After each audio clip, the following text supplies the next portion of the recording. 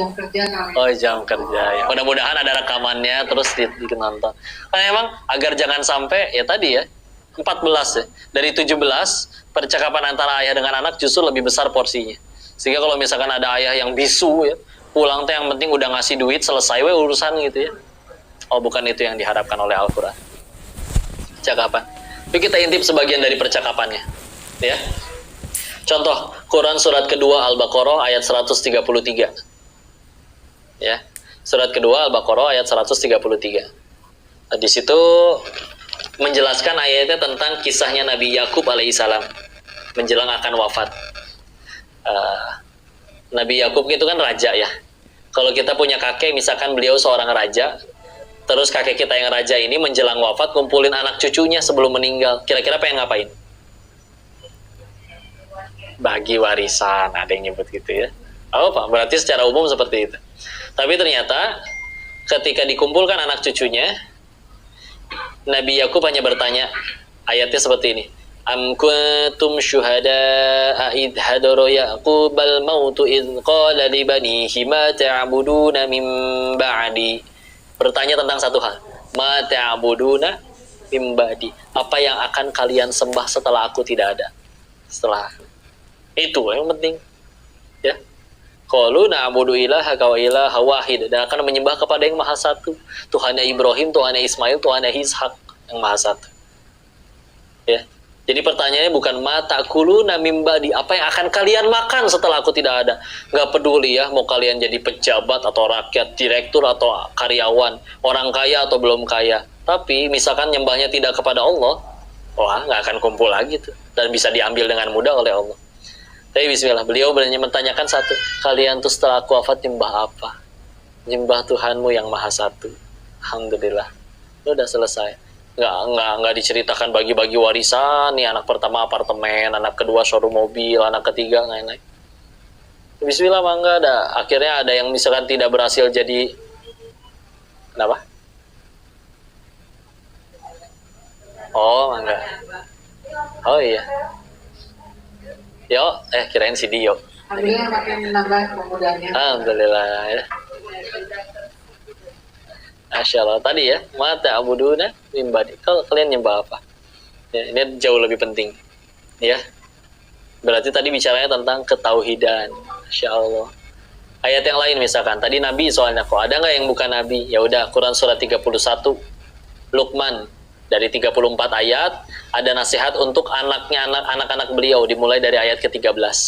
Ya. Dari ayat ke-13, nasihat paling pertama dari sekian banyak nasihat yang baik. Nasihat yang paling pertama ternyata adalah la tusyrik billah inna syirka la zulmun azim. Jangan menyekutukan Allah, sesungguhnya kesyirikan itu adalah dosa, kezoliman yang amat sangat besar. Tauhid lagi yang diajari.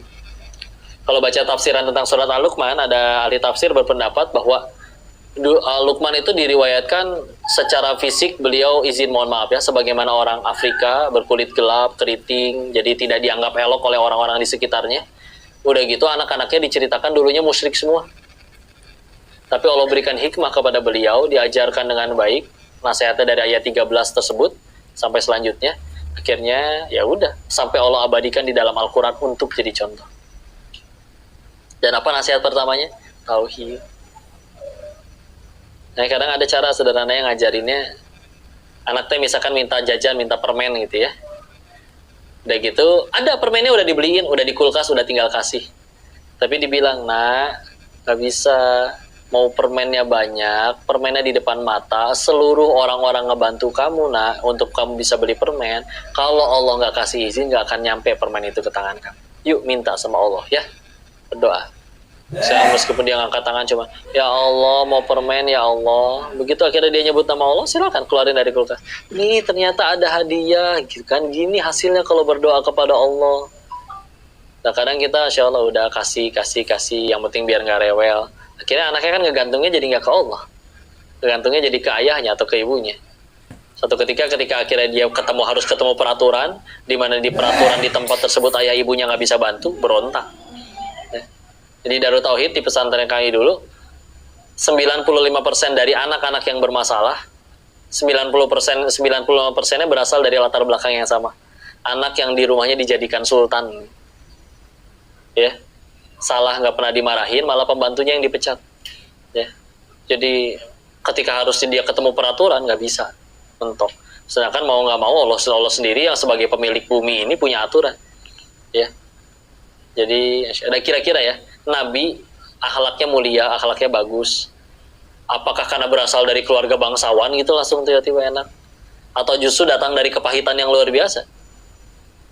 Nabi lahir, ayahnya udah nggak ada. Nggak lama kemudian ibunya juga meninggal. Ya, diasuh sama kakeknya, sama pamannya juga meninggal. Allah anugerahkan seorang istri akhirnya wafat juga. Dalam keadaan apakah kaya raya? Habis-habisan juga semuanya. Ya. Tapi apakah itu membuat ia terhinakan atau malah membuat mentalnya jadi rusak, hancur? Enggak, malah jadi matang. Ya. Karena kalau nggak ada pelajaran seperti itu, nggak ngerti apa yang namanya tawadu, apa yang namanya amanah, apa yang namanya sabar, apa yang disebut ikhlas. Dan beliau kan ikut berakhlak mulia bukan karena ikut seminar Mario Teguh, ya belum ada waktu itu mah. Jadi ya udah, silah. Dan itu dari sekian banyak percakapan, banyak nilainya tentang ketauhidan. Toh dari manusia paling pertama, dari nabi paling pertama sampai yang paling terakhir, ajarannya sama, ketauhidan. Syariatnya mungkin beda. Di zaman Nabi Musa ada riwayat yang menyebutkan puasanya 40 hari. Di kita yang wajib 30 hari Ramadannya. Di zamannya Nabi Daud alaihissalam puasanya sehari puasa, sehari enggak, sampai meninggal. Ya, puasa Nabi Daud. Di zaman kita yang wajib tadi aja 30. Tapi intinya sama, ketauhidan, ya. Allah a'lam bishawab.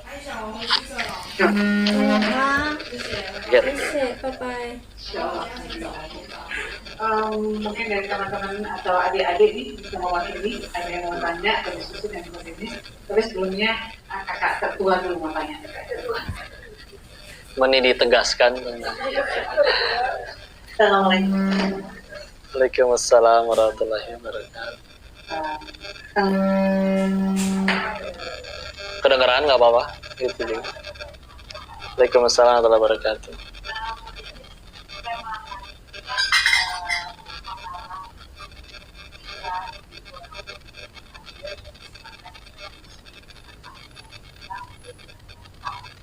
Amin ya. Nah.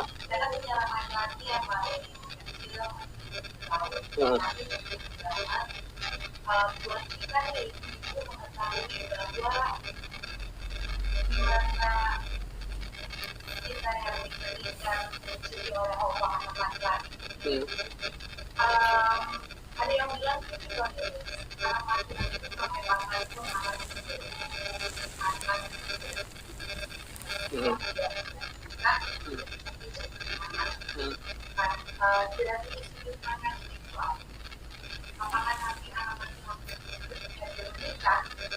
dia tetap harus memprioritaskan di atas istrinya atau karena dia statusnya tidak menjadi anak saja, tapi juga seorang suami dan bapak.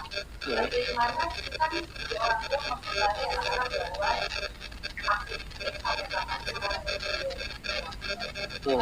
arahan dan sebenarnya dari Islam dan segala ajaran-ajaran Masya Allah. Bismillah ya. Masya Allah.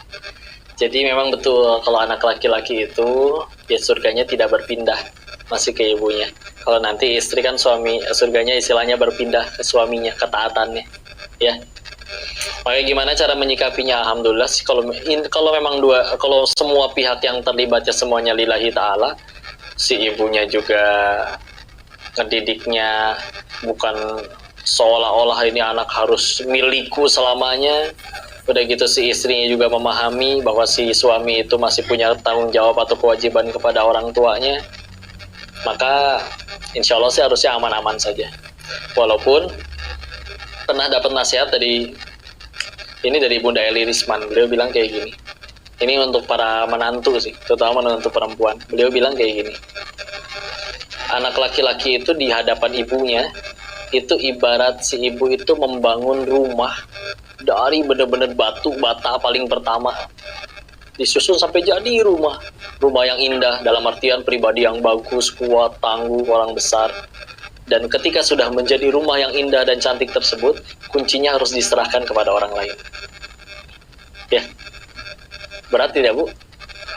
Berat, insya Allah.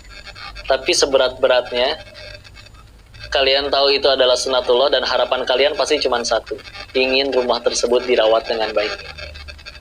Iya kan? Tapi tetap ikhlas kan? Nggak apa-apa itu, ya, silakan. Itu kamu di dalam Islam bertanggung jawab kepada istrimu, kepada anakmu, silakan. Ya. Sehingga masalah memang ini seharusnya nasihat untuk para menantu ya. Ketika kamu mendapat suami yang kau dapati dia adalah suami yang baik, kamu tuh ketemu dia pas sudah jadi orang baik gitu istilah. Ada seorang wanita yang kuat yang telah mendidiknya. Silakan monggo legowo. Apalagi kalau misalkan masih sedang berada dalam satu rumah, memang ya tidak bisa ada dua ratu dalam satu rumah. Sehingga akhirnya memang nasihat paling baiknya adalah kalau laki-laki itu memang dia diwajibkan memberikan tempat tinggal untuk istrinya. Jangan disatuin sama mertua. Alhamdulillah kalau dua-duanya soleha dua-duanya dakur. Tapi kan ya untuk lebih ini ya. Maka sampai orang bilang katanya kalau jauh mah wangi ya, deket bau katanya. Ya. Tapi Masya Allah. Jadi memang ya si laki-laki memang surganya masih kepada ibunya. Tapi ya sebagaimana kalau misalkan semuanya sama-sama takwa, ya sudahlah ikutin aja aturan-aturan Islam dalam Islam yang ada. Karena memang biar gimana pun laki-laki harus bertanggung jawab kepada anak istrinya.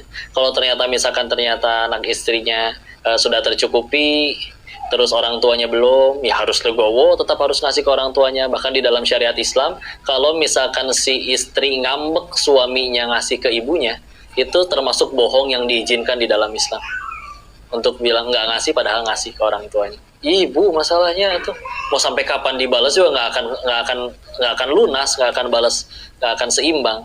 Ya, itu bahkan termasuk yang menurut para ulama disebutkan bahwa itu termasuk bohong yang diizinkan. Ya, lagian kenapa?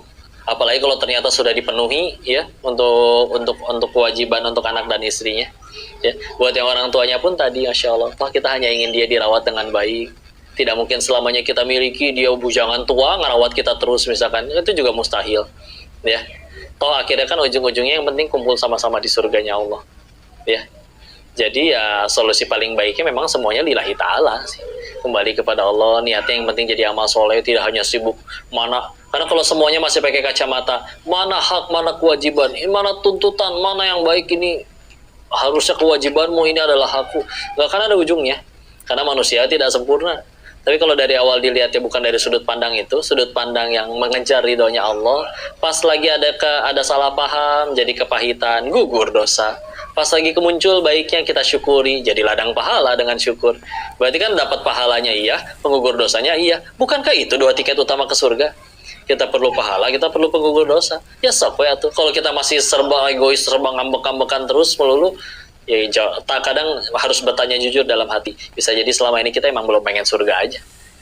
Nah, kadang bisa jadi ada dosa yang belum bisa terhapuskan karena ibadahnya segitu-gitunya mungkin, sholat mungkin seling rupa rokaat dan lain-lain ya.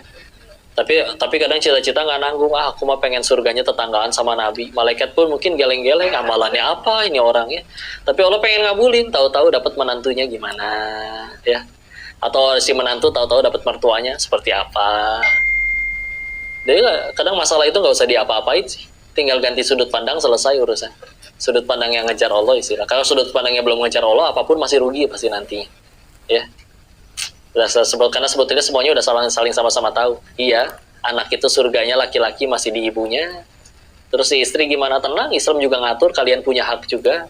Tapi jangan samalah jadi dibentur-benturkan mana yang harus lebih diutamakan. Laki-lakinya kalau bisa, aku mah pengen dua-duanya bahagia. Kenapa malah dua wanita yang paling kusayangi malah bertengkar sih? Oh malah punten ya, sehappy apapun hari tersebut di luar dia naik gaji, dia naik jabatan, tapi di rumah dua wanita tersayangnya bertengkar, stres, hilang semua kebahagiaan. Ya. Kadang-kadang laki-laki mah dirinya menderita tapi terbayarkan ketika ngelihat orang-orang yang disayang tersenyum. Ya. Di luar dia mendapat kebaikan, ketika orang yang disayang bersedih, udah hancur lagi dunianya. Ya laki-laki segitunya kalau udah sayang sama orang, ya. apalagi ini ibunya dan juga istrinya. Masya Allah. Wallahu a'lam bishawab. Masya Allah, alhamdulillah. Gimana Kak Nisha? Kalau ada yang milih ya mau menikah dulu pada usia yang cukup dengan alasan dia pengen ngurus, Iya. itu bijaksana nggak sih? Atau bijak sini. Maksudnya emang umurnya udah 40-an ke atas, Iya. dan ibunya pun tidak lah. Iya. Tapi dia memilih untuk mau total. Iya. Maka kita izin diulang pertanyaannya ya, biar yang ini yang di online juga bisa ini. Ya. Bagaimana kondisinya jika ada seorang laki-laki yang usianya sudah cukup tapi menunda pernikahan, menunda untuk menikah karena ingin merawat ibunya, padahal ibunya juga tidak melarang dan lain-lain ya, tadi seperti tadi. Maka kita kembalikan dulu ke hukum asal menikahnya itu dulu. Salah satu pendapat yang paling kuat, hukum asal menikah itu aslinya adalah sunnah. Jadi tidak kewajiban. Imam Nawawi sendiri pun tidak menikah. Tapi memang usianya habis dengan menuliskan kitab-kitab ilmu yang sampai sekarang masih jadi pelajaran berharga buat kita. Hadis Arba'in Nawawi, Riyadus Shalihin, ya, Syarah Hadis Muslim, ya. Jadi bukan kewajiban. Dan hukumnya bisa berubah, bahkan bisa menjadi haram bagi sebagian orang. Kalau izin, dia secara fisik, keuangan, dan juga belum cukup untuk bisa jadi seorang imam, pemimpin, yang kalau dia malah memaksakan diri nikahin seseorang malah jadi zolim kepada istrinya, maka itu bisa jadi hukumnya nggak boleh buat dia menikah, ya. Makanya ini masih meluas jawabannya. Dikembalikan kepada orang yang menolak untuk menikahnya, dia gimana? Kalau dengan dia tidak menikah sanggup seperti Imam Nawawi mengendalikan syahwatnya, silakan, ya. Tapi kalau misalnya ternyata dengan akhirnya tidak menikah tapi izin, mohon maaf, tidak sanggup mengendalikan syahwatnya sehingga akhirnya malah izin, mohon maaf, tontonannya jadi tontonan yang tidak baik karena nggak punya penyaluran atas syahwatnya, oh ya udah, itu menikah bisa jadi wajib hukumnya bagi dirinya. Jadi makanya balik lagi kondisi masing-masing. Kalau hukum asalnya yang saya ketahui adalah sunnah. Tapi ketika nanti akhirnya kondisinya masing-masing berbeda, nah nanti tinggal mengikuti, ya. Ya, apalagi ibunya mengizinkan, ya, dan yang lain-lain. Dianya juga mungkin punya biaya untuk menikah, ya, balik lagi. Maka tadi nanti ya, fleksibel. Tinggal bagaimana kondisi orang tersebut. Tapi yang pasti dengan satu tujuan yang sama, hindari dosa sebanyak-banyaknya dan harusnya diamal soleh. Intinya menuju keridhaan Allah lah. Semoga Allah suka. Bismillah, mudah-mudahan Allah berikan. Iya Kak, tapi kok berarti penting sekali buat tadi bicara soal menantu, dan kayaknya seru ya kalau bicara soal calon menantu dan mertua ya, banyak sekali babnya ya. Tapi memang seberapa penting menurut kok, ya ini kita tuh sama-sama saling belajar, baik calon mertua, baik calon menantu, atau si anak sendiri untuk memilih calonnya yang memang paham tentang aturan-aturan di agama kita ini, supaya tadi jadi kalau ada satu visinya, jadi ya nanti aja kalau mau orang tua itu sebaiknya ya diprioritaskan juga. Masya Allah, penting ya, Masya Allah. Talabul ilmi faridatun ala kulli muslim. Bahkan yang di riwayat Ibnu Majah lebih lengkap, muslimin awal mukminat, ya, muslimin awal muslimat, baik muslim yang laki-laki maupun yang perempuan. Yang menuntut ilmu ya wajib, karena nggak ada ilmu juga bingung juga nanti tuntunannya kemana, ya. Makanya salah satu keuntungannya Islam tuh udah lengkap syariatnya, baik terkait perkara memilih jodoh juga udah ada aturannya. Tapi sederhananya gini lah ya, kita pengen semuanya serba baik-baik saja, baik pernikahannya, baik hubungan dengan orang tuanya, maupun nanti meluas bisnisnya, apapun segala macam. Bisa semuanya jadi baik-baik saja adalah dengan pertolongan Allah. Maka alangkah aneh kalau kita ingin mendapatkan kebaikan tersebut tapi tidak dengan jalan yang Allah ridho. Contoh, pengen dapat istri yang atau pasangan yang terbaik benar-benar, tapi caranya tidak dengan cara Allah, dengan cara misalkan yang tidak boleh dalam Islam, misalkan pacaran, ya, terus tahu-tahu berharap dia menjadi mantu terbaik, ya agak kagok juga, ya. Sedangkan ya Islam ada caranya, silakan mencintai lawan jenisnya, tertarik lawan jenisnya, fitrah. Yang akan dihisab nanti cara menyalurkan rasa cinta tersebut, ya. Maka selagi cara penyalurannya dalam Islam ada, nanti mau ta'aruf, nanti mau menikah, seperti apa, ya. Makanya sebelum nanti akhirnya ke teknis, bicaranya harus dengan satu sudut pandang yang sama dulu, ngejar Allah, ngejar ridha Allah. Karena anggaplah nanti akhirnya dia benar-benar jadi sukses, beneran tambah kaya dua-duanya, beneran tambah viral, tambah terkenal. Tapi dari awal tujuannya memang bukan Allah. Pasti akan aja ada masalah terus. Ya. Jadi ya penting banget, yang paling penting banget ya tadi. Dari awal juga udahlah semuanya kembali kepada Allah. Ngedidik anaknya karena Allah, ngedidik anaknya juga supaya biar anaknya kenal Allah, nikah, meyakini bahwa pernikahan yang sukses, yang berhasil itu bukan yang dia setiap hari datang dengan seekor kuda putih menggigit setangkai mawar sambil slow motion di tengah panasnya kota Jakarta, kasihan geheng ya. Tapi ya yang berhasil menggandeng tangan kita ke surganya Allah. Kerjaan apa yang paling baik, bukan yang paling besar nominalnya, tapi yang membuat kita tambah dekat kepada Allah. Ya, sahabat mana yang paling baik, bukan yang sering traktir, tapi yang membuat kita paling banyak ingat kepada Allah. Semuanya ke arah sana, nanti baru jadi enak semuanya. Nah, kesalahannya kayak yang bikin jadi berat itu kan belum ke Allah semua. Sampai orang tua bisa menjarain ibunya sendiri, ya udah berarti ilahnya bukan Allah, harta kali rebutannya. Ya. Berantem saudara sampai saling bunuh, rebutan perempuan, ya udah berarti yang direbutkan di hatinya ya perempuannya, bukan Allah. Jadi ya yuk jawabnya kayak gini deh. Kita punya keinginan tidak? Ya, Allah punya keinginan juga tidak? Punya. Allah ingin kita selamat dan lain-lain. Jawab dengan jujur. Selama ini kita dari akil balik hingga detik ini lebih banyak ngejar keinginan Allah atau keinginan diri sendiri? Keinginan diri sendiri. Jawab dengan jujur. Anggaplah ada yang keinginannya udah tercapai. Dia udah jadi direktur, dia udah jadi pejabat, dia udah jadi konglomerat.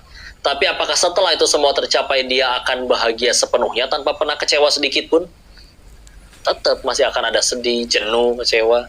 Terus perlu berapa kali patah hati, sakit hati dan kecewa lagi baru kita sadar bahagia itu bukan pada apa yang kita suka, tapi pada apa yang Allah suka.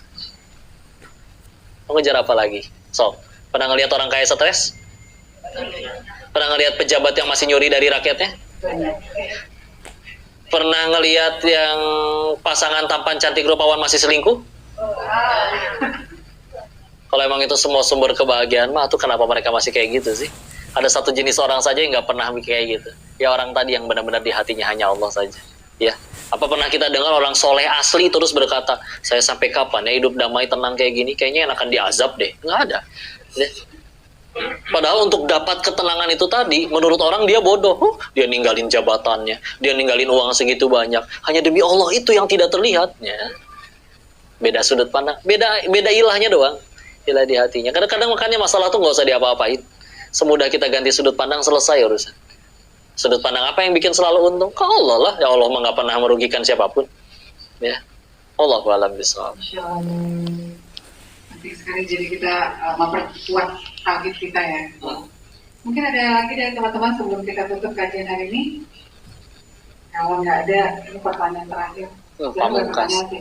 Ini kan kita bicara soal pemuda penangguh zaman. Iya.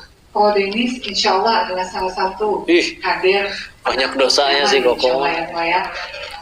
Allah wala quwata illa billah. Mungkin kita mau dengar lagi sedikit apa peristiwa secara singkat mungkin ya, atau singkat dan dalam, apa yang membuat Koko Denis lalu setelah melakukan banyak hal di luar sana sudah, kalau orang lihat udah happy lah ya, kalau kasat mata lah tiba-tiba sekarang adalah memutuskan untuk menjadi kader penangguh agama di jalan Allah SWT.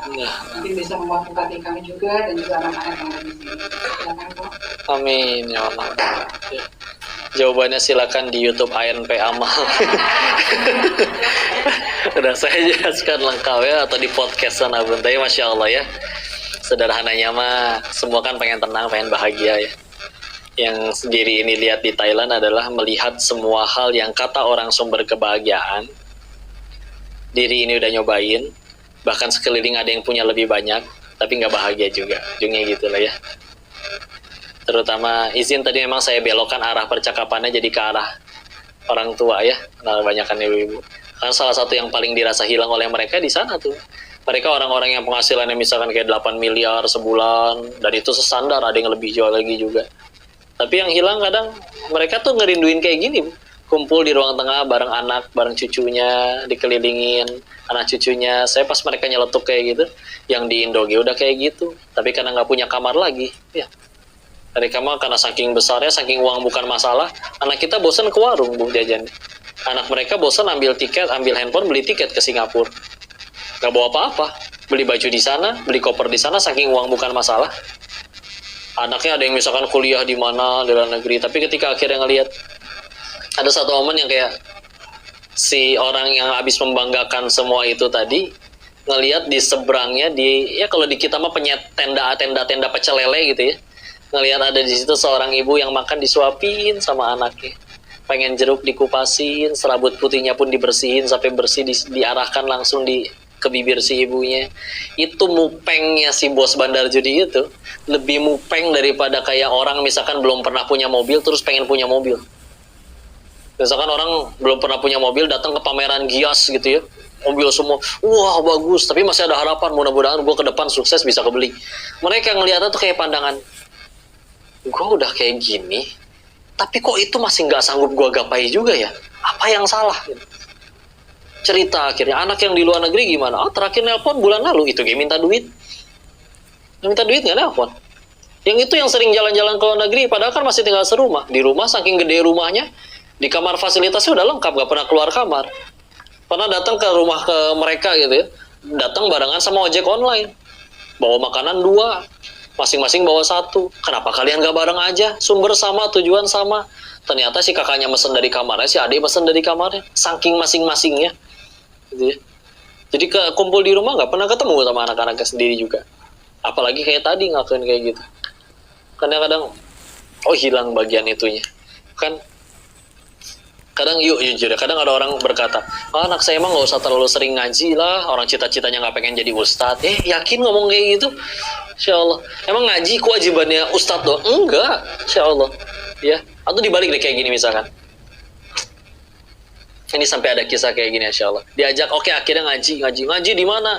Sama tetangga, nggak usah jauh-jauh tuh, kita punya uang, datengin aja gurunya. Ya udah tuh ada tetangga mau ngajarin, berapa biaya ngajarin ngaji sama tetangga tersebut ya? 500.000 sebulan. Mahal amat katanya ya. Kadang sakit hati tuh ngedenger yang kayak gitu, insya Allah. Di luar sana paut orang ngajarin Iqra dibayar cuma 250.000 sebulan. Pengen ngejambak gitu ya, bukan rambutnya, bibirnya saya jambak sekalian ya. Tapi soalnya kayak sampai ada salah seorang ustadz, dia ngaji anak orang mampu gitu ya, dikasihlah 2 juta sebulan. Suatu ketika lagi liburan, anaknya ngajakin, "Sat, yuk ke villa yuk bareng." Oh, punya villa keluarganya, berangkat di villa. Di villanya ternyata miara anjing. Anjingnya teh lucu, bisa loncat, suruh loncat, duduk, salaman, suruh narik angkot ya. Enggak itu mah ya. Ditanyakan, kok anjingnya bisa lucu begini? Oh, ada lesnya. Anjing ada lesnya ya? Iya ada ya. Berapa biayanya les anjing? Dijawab 8 juta. Sakit hati ya. Guru ngajinya 2 juta, 8 juta. Besok-besok nggak mau ngajar lagi. Kok nggak datang ngajar ngaji? Iya, enakan ngajar anjing katanya. Ini ya walaupun dagelan tapi kejadian. Di Bogor ada bimbel, lembaga bimbel, spanduknya gede dari jauh, tulisan 80 juta. Kelihatan dari dekat, apaan tuh 80 juta? Oh, biaya persiapan belajar masuk surga kali ya, makanya semahal itu. Enggak, taunya masuk PTN, perguruan tinggi negeri. Ada tanda bintangnya kecil di angka 80 jutanya, Bun. Biasa kan suka ada keterangan gitu ya, tanda bintang. Nah, bintang kecil di bawahnya ada tulisan, itu pun belum tentu lulus. Iya dong, yang nentuin kan kampus. Tapi tetap ada yang bayar. Katanya nggak mahal buat masuk kampus negeri 80 juta teh. Tapi giliran untuk yang masukin anaknya ke surga, mahal katanya 500.000 sebulan. Izin ya. Ini sampai kejadian waktu saya mampir ke rumah nenek. Ayah saya sama cicinya ngobrol tentang teman mereka zaman dulu yang paling kaya. Mana ya si Fulan? Udah meninggal nyadis busuk 7 hari mayatnya. Di kos-kosan kecil pinggiran kota. Loh, kok di situ orang anak-anaknya masih pada kaya? Dulu kan dia paling kaya. Iya, orang anak-anaknya yang naruh bapaknya di situ. Loh, kok bisa begitu? Saya coba harus ada ibroh nih dari kobrolan mereka. Ternyata salah satu yang saya simpulkan, si bapaknya ini dulu suka ngajarin satu hal ke anaknya. Ajarannya adalah, nah, kalau gaul sama orang gak jadi duit, gak usah kenal sama yang kayak gitu. Buang-buang waktu. Nancep, Bu, ajarannya ke anak-anaknya, Bu. Bapaknya udah kaya, nggak bisa apa-apa, perusahaan dan warisan udah dibagikan, nggak ada yang mau ngurus.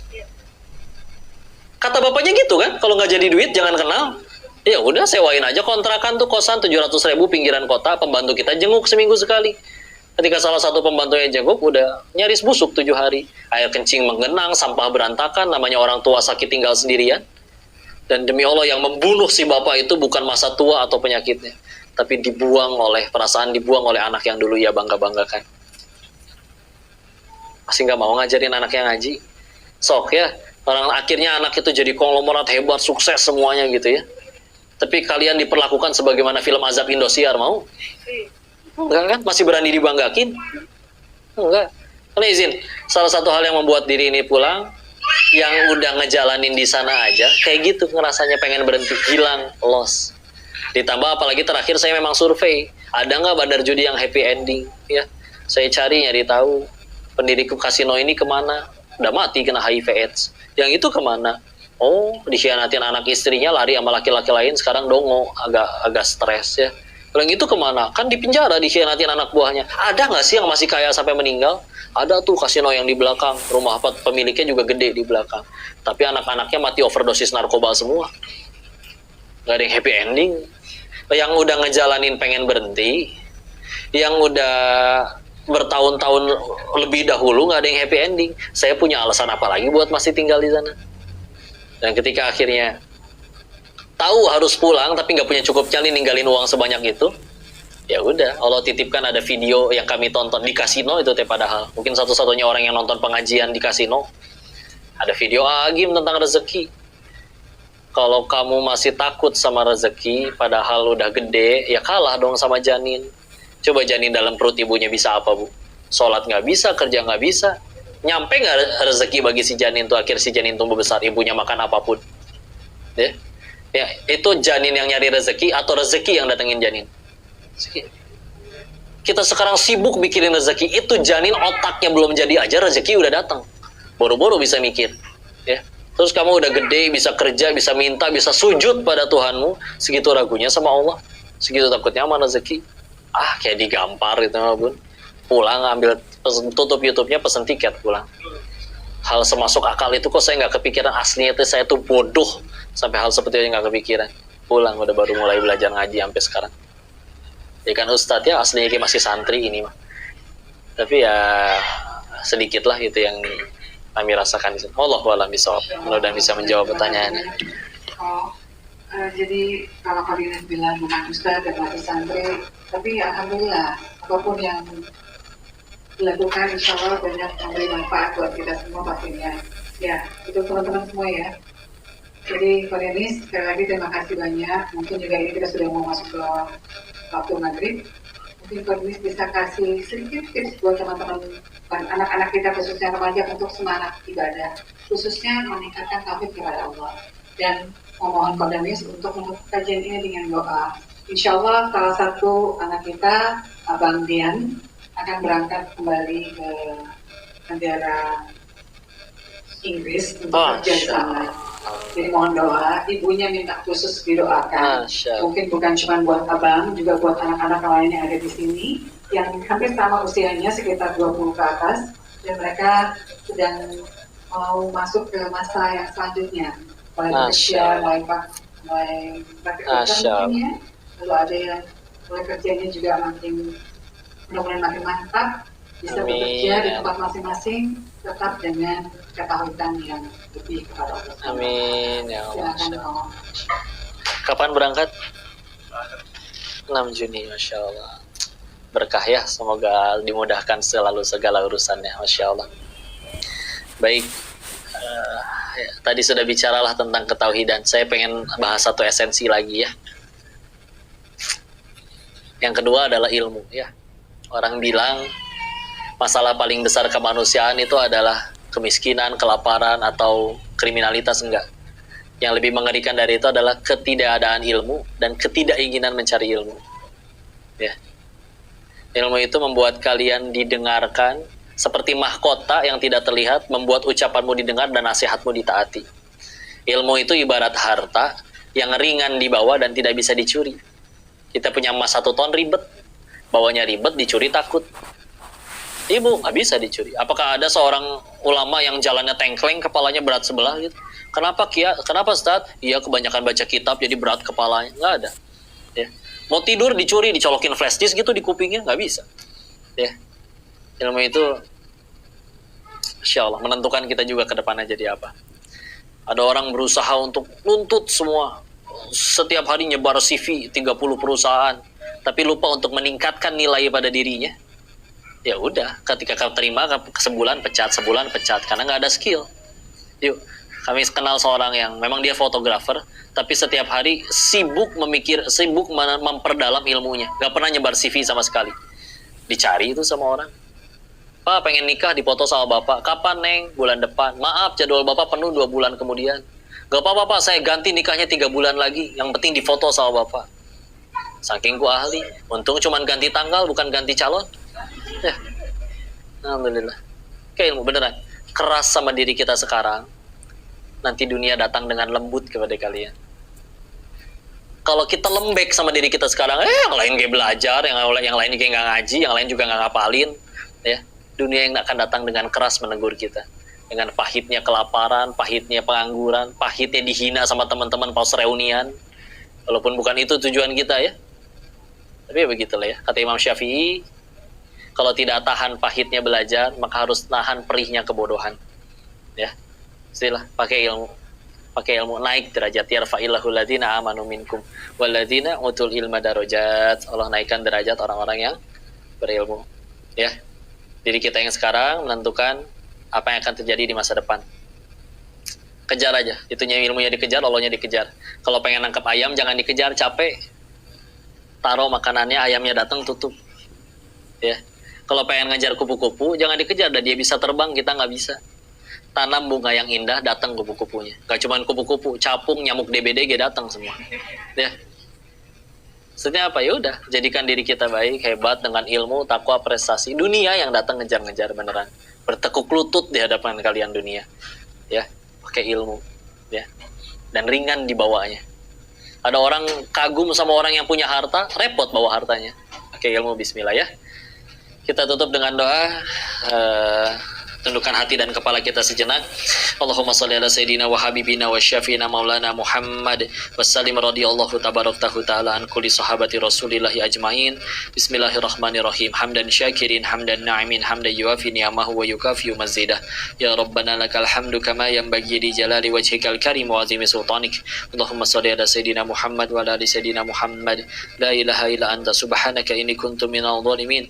Allahumma ighfir lil muslimina wal muslimat wal mu'minina wal المؤمنات الأحياء منهم والأموات اللهم اغفر لنا ولوالدي وارحمهما كما ربيانا صغارا يا مقلب القلوب ثبت قلوبنا على دينك اللهم أعنا على ذكرك وشكرك وحسن عبادتك ربنا آتنا في الدنيا حسنة وفي الآخرة حسنة وقنا عذاب النار وادخلنا الجنة مع الأبرار عزيز يا غفار يا كريم يا رب العالمين سبحان ربك رب العزة عما يصفون السلام على المرسلين والحمد لله رب العالمين.